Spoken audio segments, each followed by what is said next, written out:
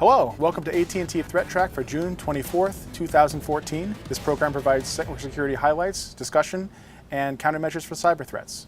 I'm joined today by Stan Nurilov, resident malware expert. Stan, what's new with you in the world of malware? Well, nothing, just analyzing APT malware as usual and things of that nature. Been focusing a little bit on PlugX recently. Mm-hmm. Well, we're very appreciative of all your efforts there. Thank you. Also joined on the phone by Jim Clausing. Jim, what's new with you?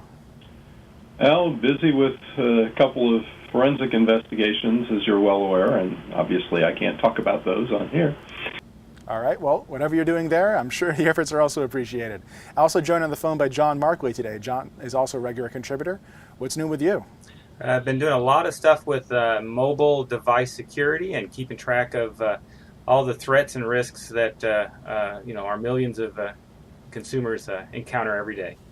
So let's move on to our first story. Stan, you have something to talk about with a very well-known, I don't know what you would call these guys because they're not quite legitimate, but they are a business. Yes.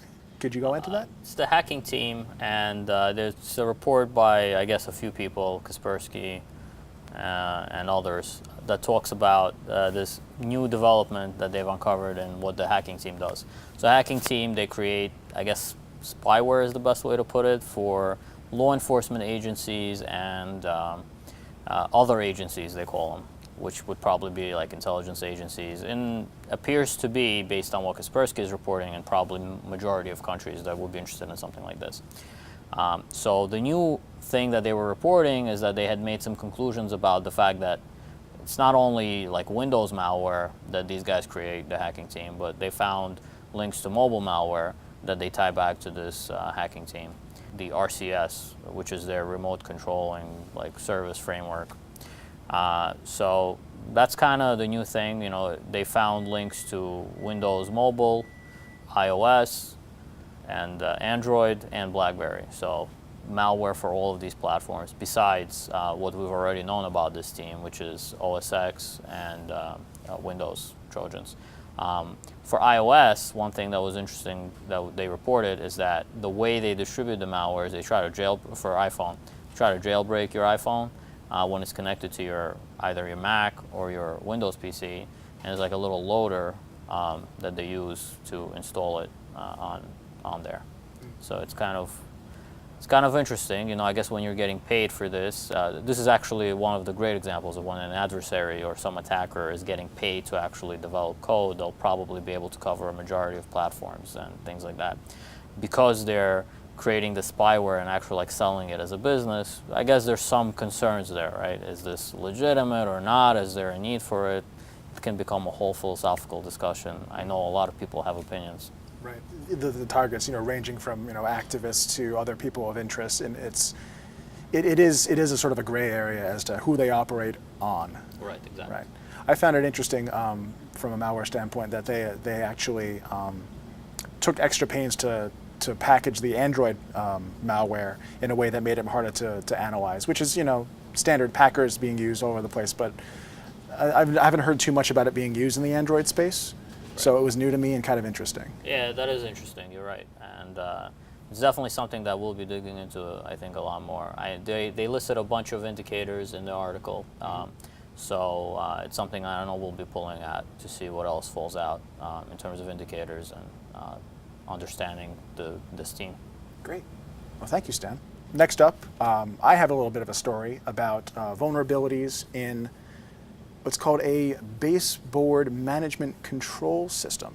Now, there was a vulnerability in a system, certain BMC, that was used by a brand of server called Supermicro, I believe. Turns out that these systems, if you're not familiar with baseboard management controllers, they have other names. There's one brand type is ILO, that's specific to a particular vendor. I'm not sure which one. IPMI is another name for this, but these are basically boards, computer boards that are built into other systems to manage them. So you log into this system and you can manage the other system remotely, completely up, mess with the OS, power up, power down. But this particular vulnerable one, all you had to do was make a request to it on a particular port number. I think that's 49152. Just make an HTTP request to a particular path and it'll hand you its password.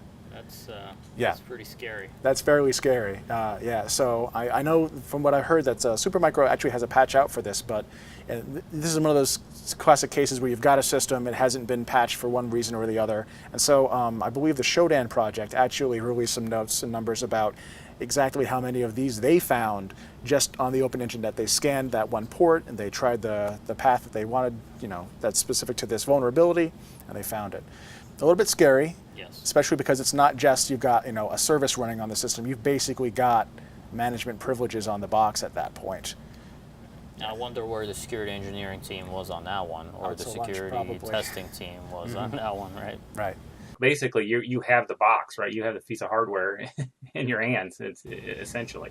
And one of the other scary things pointed out by one of the guys who wrote the initial advisory was that 10% of those 32,000 had default passwords or very easily guessable passwords. Mm-hmm. They strongly hinted as to what that password was in the article, if you want to go dig that up, if you're inclined to be hunting for such things.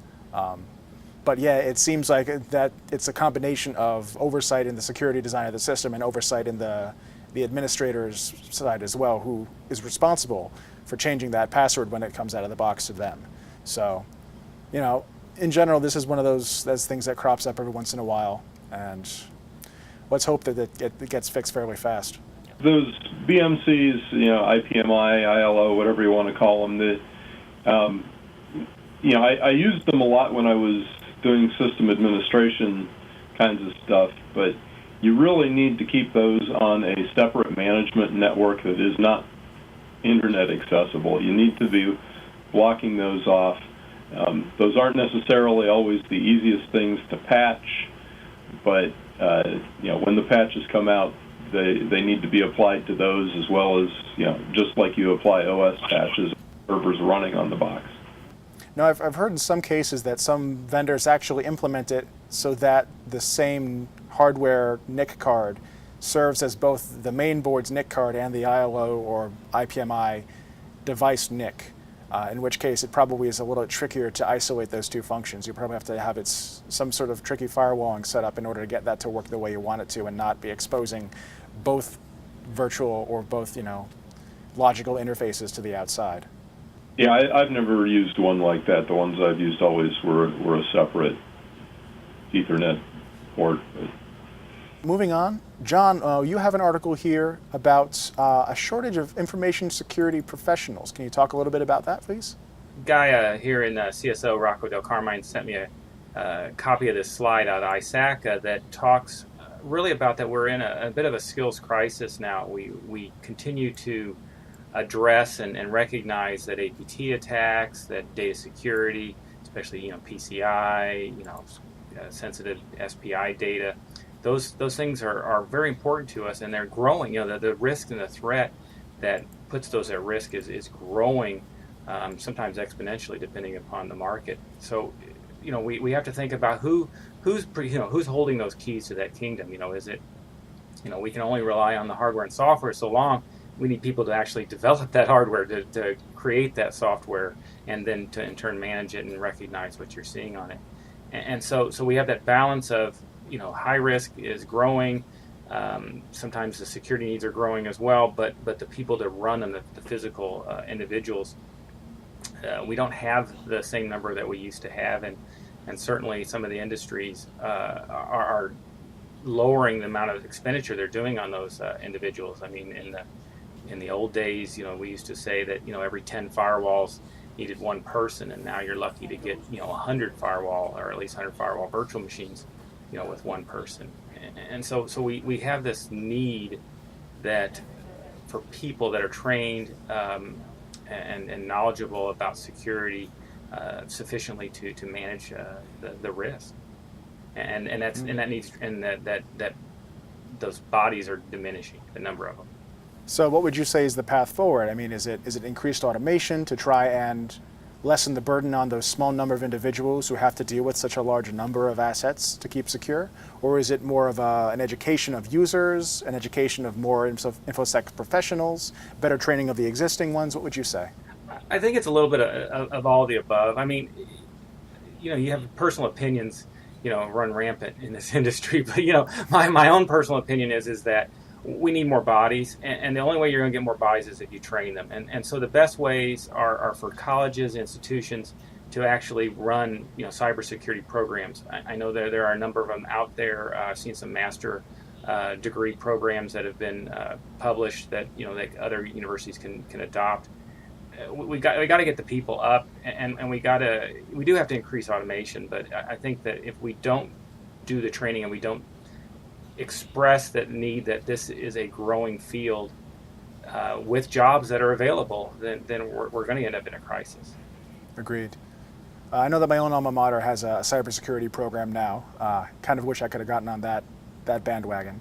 I think, Stan, that yours as well. Yeah, I graduated from Polytechnic University, and they have a pretty strong program. I guess the government, even maybe 10 years ago, had identified this need. They created special scholarships and various programs to address this, but 10 years later, the need is still here, and so more needs to be done. The need's even higher, and we're certainly not keeping up with the need very well. All right, well, thank you very much, John. Our next topic goes to Jim. Jim, it seems that some audits were done recently on Android apps for a number of interesting vulnerabilities.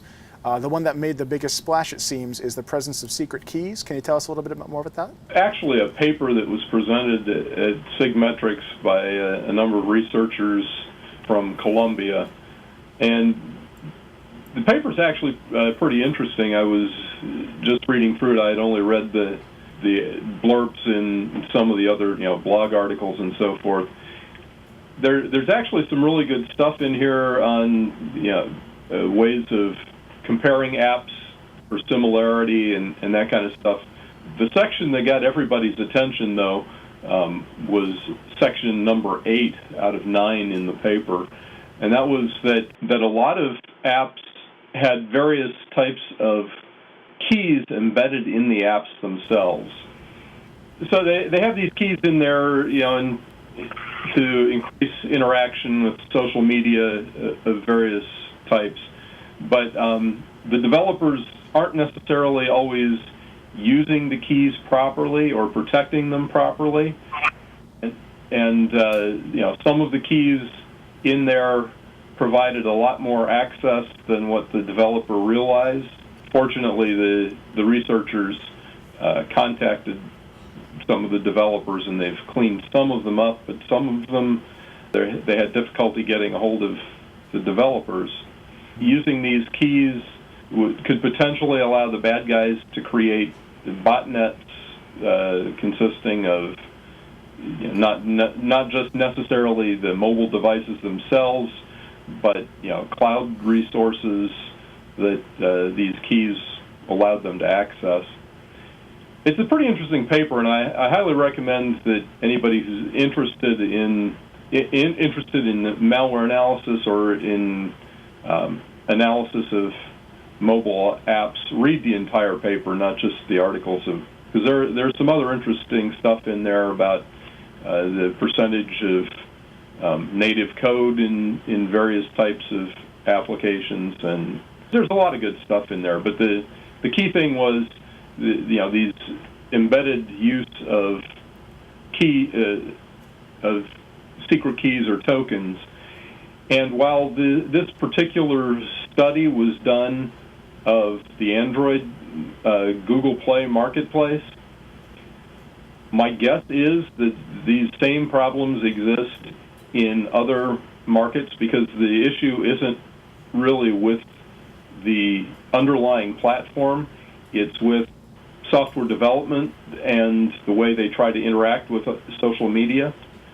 So my guess is, while this paper focused on Google Play, because that's what they were surveying, the problem most likely exists on other mobile platforms, on iOS, on Windows Mobile. It sounds like there's possibly two ways to go here. That you would either make sure that the keys that you are that you're forced to expose because someone is eventually going to analyze your code, to limit the access those keys have, but as well, is there a way that you can protect those keys better inside the code? You probably can't protect them too much better inside the code, because the code needs to access them to actually make the connection to the other social media platform. But you do need to make sure that you're very careful about what access those keys actually have.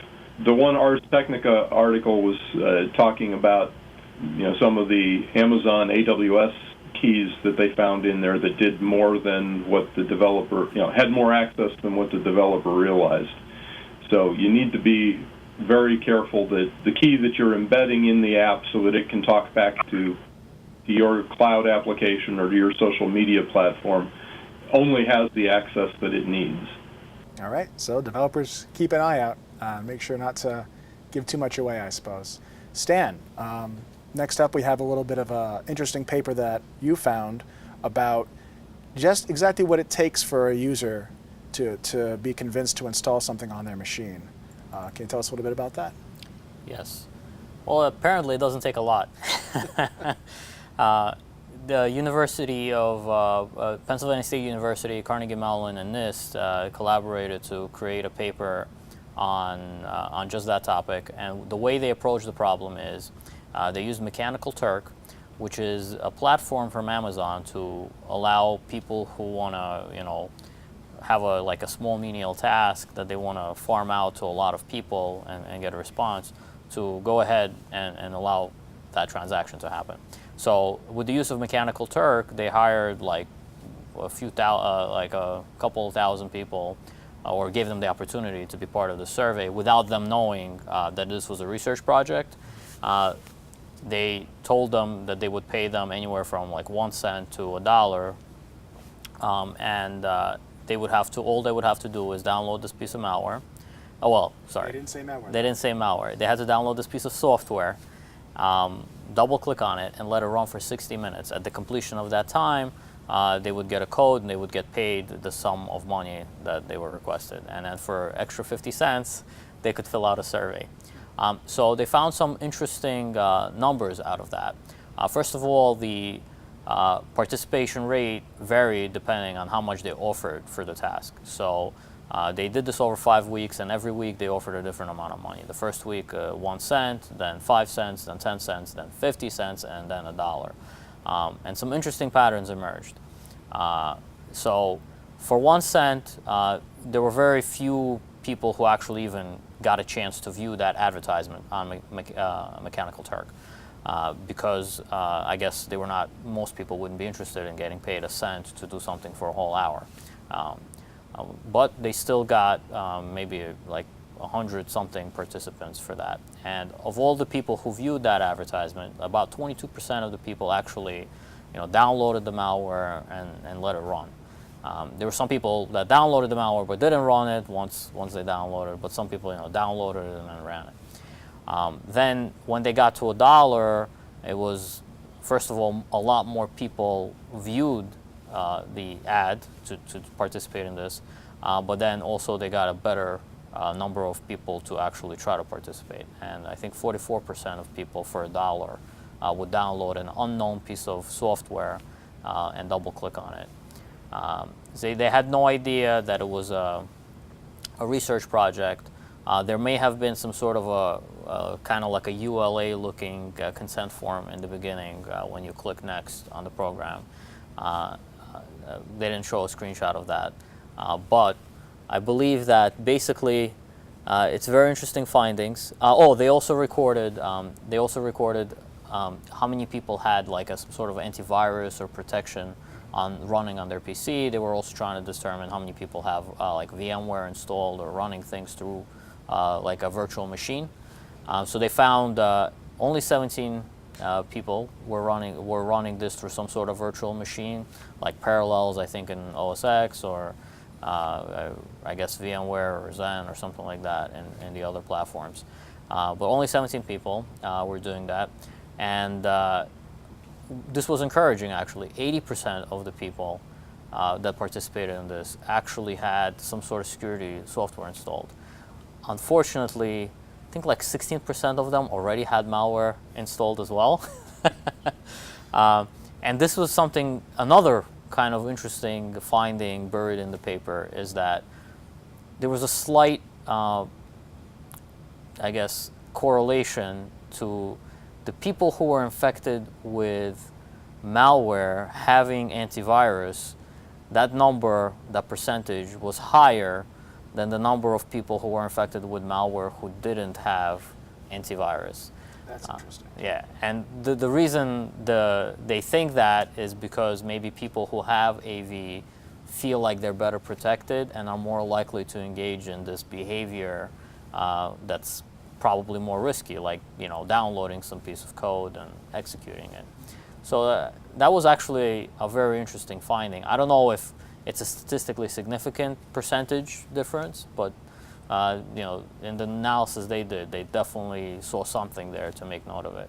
That was one of the things that really stuck out at me from this one, was the 17% of the folks who had malware had AV versus 11% had malware and no AV.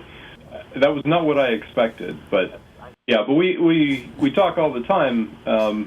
Antivirus is a good thing to have, but it only goes so far, and the vast majority of it, works by doing signature matching. And if they haven't seen the malware yet, then they won't have a signature for it yet. So, while I don't advise people to go without. You wouldn't go driving in a car just because you knew it had the latest safety features. It's kind of the same. Putting yourself at risk is still putting yourself at risk, no matter how safe you. Right. Just because you have airbags doesn't mean you should run into that wall. All right. Thank you very much, Stan. And our last story is actually a personal experience that John was hoping to share with us. So, John, take it away. Sure. Yeah. So was coming home, I think, one night after a baseball game or something, and had eaten, just eaten dinner and sitting at the table and the phone rings. You know how, at least it didn't ring during dinner. my wife gets on the phone and was talking to a gentleman who was telling her that he had identified us as having a PC infected with malware in our home. And, of course, my wife, Teresa, knows what I do for a living. So she handed me the phone and said, "Why don't you talk to my husband? He knows more about PCs and computer stuff than I do." So decided to kind of play along a little bit with the call. I think we all tend to do. And, started capturing all the data. I asked the person what their name was. It was Jerry. And asked Jerry what company he worked with and what his title was. He was a global technical, kind of mumbled the next bit. And then, I said the company's name was PC Speedy. And so after discussing it, he said, hey, they detected my IP infected and that they wanted to help me out. And I said, oh, great. What if we, and I told him, if we get disconnected, I want to make sure I get back in touch with you. Can I have your phone number? And they gave me this phone number in Las Vegas, Nevada, which actually is a company called either PC Speedy or Speedy PC, depending upon how you you look it up, and which didn't match Jerry's phone number, which was out of Louisiana, but it still is, probably within the realm of possibility that they're, a call center or something like that. And so, of course, I knew that it was fake, but, I could see somebody who had even gotten that far thinking that this might be legitimate. So we chatted a bit, and I started, talking about, what was going on, and he was telling me about that they saw my IP attacking some servers, and they detected it, and they wanted to help. And about that time, I was tired. It'd been a long day. I just said, okay, all right, Jerry, we're done. I explained to him that, I was in the profession, that I knew that it was, a social engineering attempt, to sell me a product I didn't need, and at best and at worst infect me with some kind of a malware. They were needing some money, and told them not to call me again. There's a few things that, my wife, was kind of surprised that I ended the call at that point. And I just said I was just bored. If anything, it is something that, kind of was surprising to me, how far this guy and how businesslike he did appear to be. I didn't get as much information as I wish I'd had. I thought about, after the call, if the call was over, should I have, did a call trace, of course, go to law enforcement. I wish I had asked, really exactly how did they get the IP address and then get to my phone number? An answer which I would assure would have been they got it from the phone company or they got it from an ISP, which we don't do. But it was a fun call. Like I said, I like to play around with these guys a little bit sometimes when they call. But it is certainly, from a recommendation perspective, depending on how comfortable you feel, is you want to capture as much information as you can, because you do want to report it to somebody, whether it just be the do not call list, to law enforcement, to AT&T. I mean, you can do that as well. But make sure you do tell them not to call again.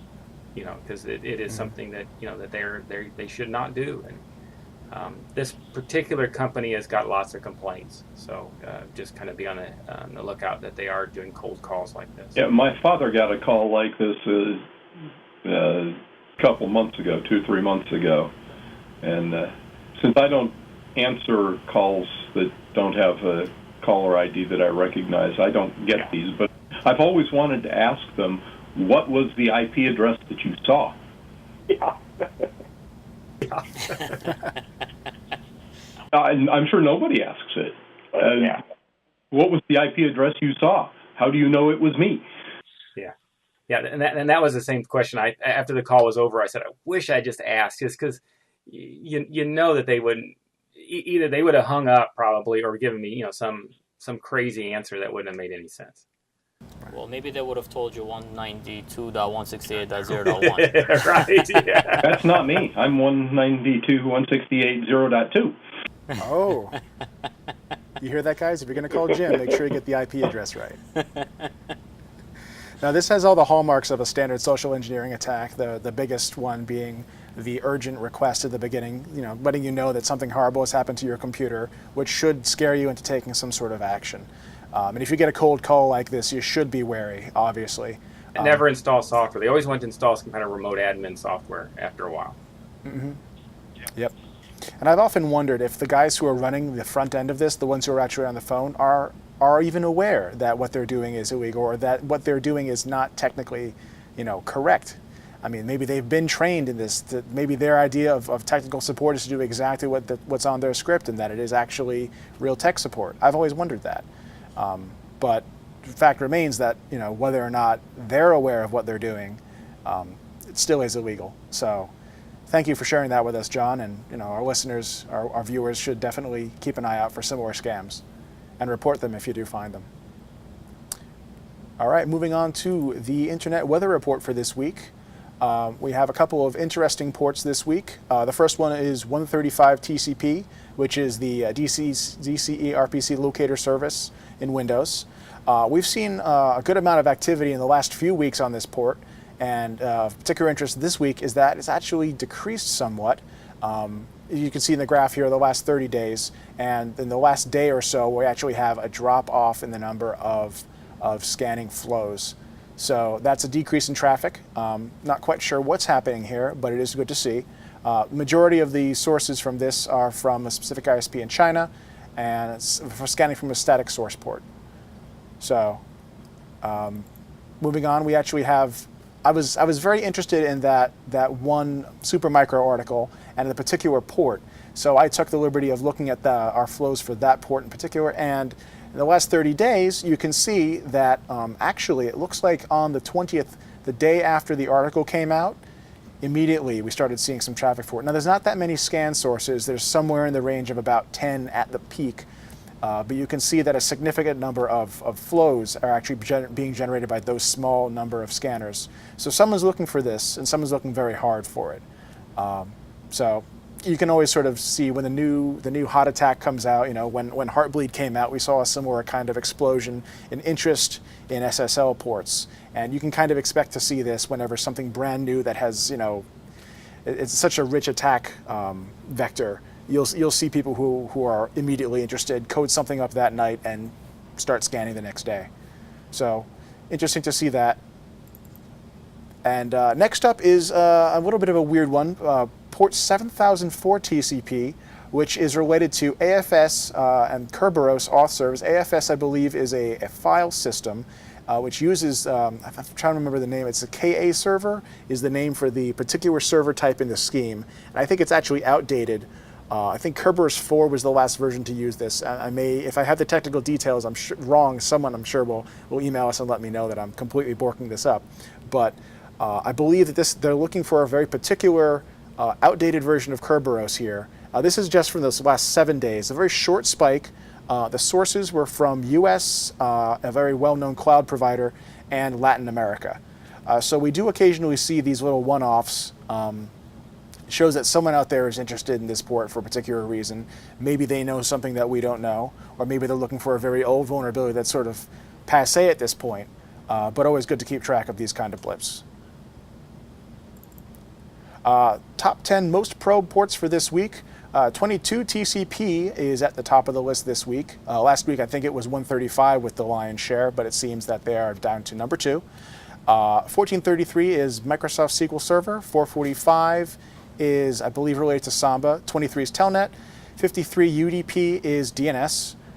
Skipping over ICMP, we have 8080 TCP, which is sometimes an alternate web port, but also known to be a web proxy port. So someone may be interested in finding open web proxies that they can abuse.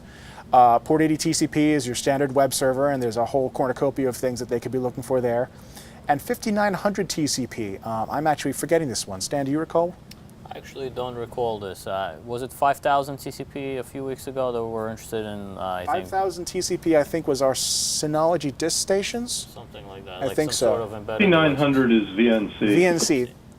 VNC. Thank you very much, guys. All right. So you can see there's been a little bit of a change in the last few. 5900's been bumped up 4 places since last week, so significantly more, but still not one of the top contenders for scanning. Now we have most sources probing, which again is slightly different. Most sources probing means how many individual machines have an interest in this and not the full volume of scans. 445 is at the top this week, followed by TCP, 23 TCP Telnet, a little bit of ICMP in there, 80 and 8080 are our web ports. 27015, I believe, is related to gaming in some way. So that may just be an increase in gaming traffic. Skipping over ICMP again. 16470, I believe, is still related to zero access. It's one of those handful of high ports that it likes to use. And then 8081 is yet another potential web proxy port or web service port. Looking at the Recon Index for this week, this is actually a 30-day view. You can see in this last bit here that we have a small drop-off in the number of sources scanning overall, but a significant increase in the number of probes. So we've got fewer machines scanning, but they're more interested or more aggressive in what they're doing. Just interesting to note. And that's our show for today. If you'd like to get in touch with us, you can email us at threattrack@list.att.com. You can follow us on Twitter to get notice of our new episodes at ThreatTraq. That's ThreatTraq. ThreatTraq video is available on att.com/ThreatTraq, and on the ATT Tech channel page on YouTube, there's an audio-only version available on iTunes. Thanks for joining me today. Stan, thank you. Jim and John, thank you as well for joining me remotely. We'll be back next week with a new episode. Until then, keep your network safe.